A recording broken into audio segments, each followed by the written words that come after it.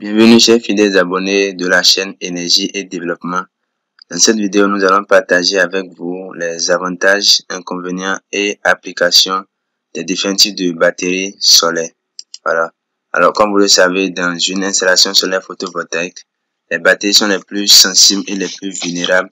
Et donc, il convient de faire un choix judicieux afin de pouvoir garantir une bonne durée de vie à notre installation solaire photovoltaïque. Alors, nous allons voir ensemble les batteries au plomb, c'est-à-dire les batteries au plomb ouvert AGM, Shell, OPZS et OPZV, et les batteries au lithium, en l'occurrence la batterie au lithium-ion. Alors, nous allons voir d'abord les batteries au plomb. La première catégorie de batteries au plomb, ce sont les batteries au plomb ouvert que nous appelons généralement les batteries conventionnelles. C'est des batteries en réalité qui enferment de l'électrolyte, qui enferment de l'acide et qui ont besoin d'un entretien régulier, voilà, de manière semestrielle. Au fait, à chaque fois, vous vérifiez le niveau de l'acide, ajouter de l'eau distillée pour pouvoir assurer le bon fonctionnement de ces batteries-là. Voilà, c'est des batteries qui ne sont plus utilisées dans le domaine du solaire photovoltaïque. Elles sont très polluantes, voilà. En charge, en réalité, elles produisent du hydrogène qui est un gaz inflammable. Donc, à cause de ça, il faut les installer dans des emplacements bien aérés pour éviter les risques d'explosion. Voilà. Et côté durée de vie, ce sont des batteries qui ne durent pas tellement. En cyclage, quand nous supposons une profondeur de décharge de 50%, c'est des batteries qui peuvent atteindre un cyclage allant de 400 à 500. Voilà. Juste, environ 2 ans. 2 ans. Donc, quand vous utilisez, vous la déchargez à 50% de sa capacité nominale, elle peut faire 2 ans. Voilà. Et le grand avantage de ces batteries, c'est qu'elles sont les moins chères. Elle est moins chère, mais le plus grand inconvénient, c'est qu'elle est vraiment polluante et elle nécessite d'entretien régulier tous les 6 mois. Voilà. Ce sont des batteries qui ne supportent pas de grande profondeur de décharge, ni les courants de charge et de décharge trop élevés.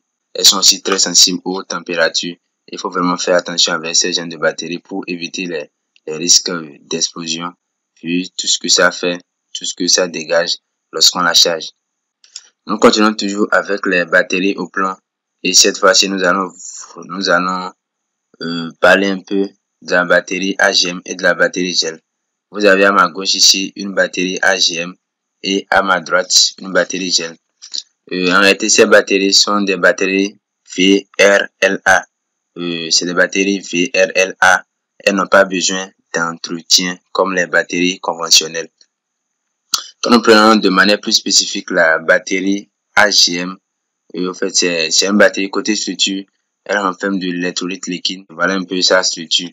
Et c'est des batteries qui sont conçues pour les applications à décharge rapide. Voilà. Vous avez votre atelier avec les appareils qui consomment assez, vous voyez, qui font un grand appel d'intensité au début. Bon, votre perceuse consomme. Ce sont des batteries qui conviennent bien. Donc, pour les applications à décharge rapide. Et côté durée de vie, les batteries AGM en cyclage, quand les déchargeons à 50% de leur capacité nominale, elles peuvent offrir un cyclage allant de 600 à 700, c'est-à-dire une durée de vie allant de 2 à 3 ans. Voilà pour ces batteries AGM. Et c'est des batteries qui n'aiment pas les cyclages répétitifs. Voilà. Et côté entretien, nous avons dit qu'il n'y a pas d'entretien. Mais par contre, il faut éviter de renverser ces genres de batteries pour pouvoir assurer leur bon fonctionnement. Maintenant, l'autre batterie VRLA, c'est la batterie gel. Comme l'avons dit, elle ne nécessite pas d'entretien. Et côté structure, ici, elle est composée d'électrolytes, seulement que l'électrolyte est gélifié, donc c'est pas liquide comme au niveau de la batterie AGM. Ici, nous avons un électrolyte bien gélifié. Voilà. Et ce sont des batteries qui sont conçues pour des applications à décharge lente. Elles ne supportent pas assez de courant de décharge. Donc, c'est des batteries qui conviennent pour nos usages quotidiens, pour notre quotidien, pour nos ménages, où nous utilisons des appareils, des portables, des téléphones, des ordinateurs, voilà, qui font un appel par un si grand appel de courant, mais de manière continue. C'est des batteries qui admettent de cyclage répétitif, voilà, et qui sont conçus pour des décharges lentes, voilà, donc, et généralement pour notre quotidien. Et côté durée de vie, ce sont des batteries qui offrent, bien sûr, avec une profondeur de décharge de 50%, un cyclage allant de 700 à 1200, comme quoi on peut atteindre une durée de vie de 2 à 4 ans avec les batteries gel. Voilà. Et côté prix, les batteries gel, bien sûr, sont plus chères que les batteries AGM, c'est normal. Et elles sont plus chères 2 fois que les batteries au plomb ouvert, c'est-à-dire les batteries conventionnelles. Et bon, ce sont des batteries aussi qui n'ont pas un si grand effet mémoire. Voilà, ils n'ont pas un si grand effet mémoire. Pour les batteries, il faut faire attention aux températures parce que toutes les batteries sont quand même sensibles aux températures. Donc, il faut que ces batteries soient placées dans des environnements bien aérés afin d'assurer un bon fonctionnement. Parce que plus la température augmente et plus la durée de vie est drastiquement diminuée. Voilà, au niveau de ces deux batteries.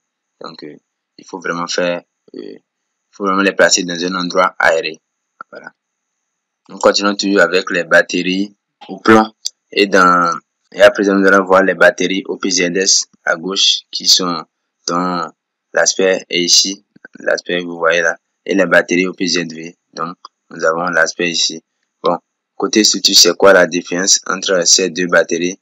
Les batteries OPZS, ce sont des batteries, voilà, qui renferment de l'électrolyte liquide, alors que les batteries OPZV, ce sont des batteries Shell. Ce sont des batteries qui sont conçues pour les grands besoins en électricité, parce que ce sont des batteries avec de très grandes capacités. Voilà, 1000 ampères, 1500 ampères, 2500 ampères, de très grandes capacités. Et elles conviennent bien pour les microcentrales dans les sites isolés où on a besoin de stocker une grande quantité d'énergie et aussi de livrer cette quantité d'énergie pour l'utilisation par la suite. Donc, c'est des batteries qui sont plus chères que les batteries V et que les batteries au gel ou AGM dont on a parlé précédemment. Ce sont des batteries que vous allez voir généralement en 2 volts. 2 volts, bon, il y en a de 12 volts, mais majoritairement, c'est des batteries en 2 volts et qui sont très puissantes et qui fournissent une grande quantité d'électricité. Donc, elles admettent des courants de charge et de décharge vraiment élevés, voilà. Et elles sont aussi adaptées à de fréquents cycles profonds.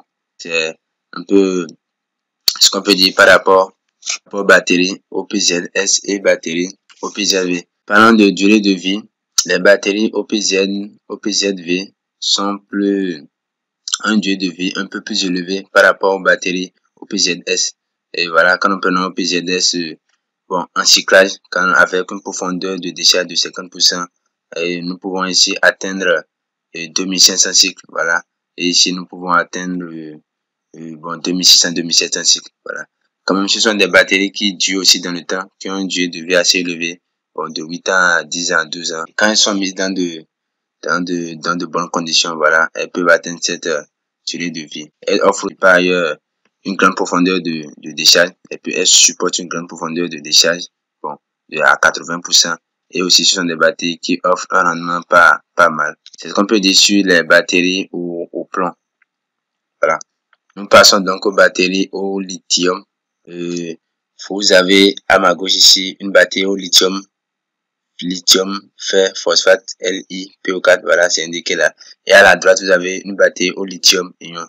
De manière générale, les batteries au lithium, ce sont les batteries les plus performantes actuellement, parce qu'elles offrent une plus grande durée de vie, un plus grand rendement en comparaison aux autres batteries. En cyclage, ce sont des batteries qui offrent un cyclage allant de 3000 à 6000 cycles, même avec une profondeur de décharge de 80%. Elles peuvent faire 8 ans, voilà, typiquement 8 ans à 16 ans, quand elles sont bien utilisées dans des conditions qu'il faut. L'inconvénient majeur ici, ce sont des batteries très coûteuses d'abord, et nous avons pour leur fonctionnement, nous avons besoin d'un BMS qui va à chaque fois rééquilibrer la tension au niveau des cellules que contiennent ces différentes batteries là. Voilà, ce sont des batteries très performantes, mais par exemple la batterie au lithium ion est très sensible aux décharges profondes aussi. Elle est sensible aux décharges profondes.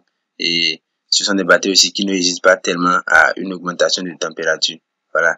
Et il faut toujours consulter la fiche technique du fabricant parce que les cyclages, le tout évolue, la technologie évolue et nous avons des batteries plus performantes, voilà, avec de plus grands cyclages qui résistent beaucoup plus aux températures. Donc, il est vraiment important de lire la fiche technique de vos différentes batteries afin de savoir comment il faut l'utiliser, afin de savoir le cyclage qu'il y a, le cyclage qu'elle offre, tout ce qui a été dit ici. Bon, voilà, ça c'est de façon moyenne et à des profondeurs de chaque donnée.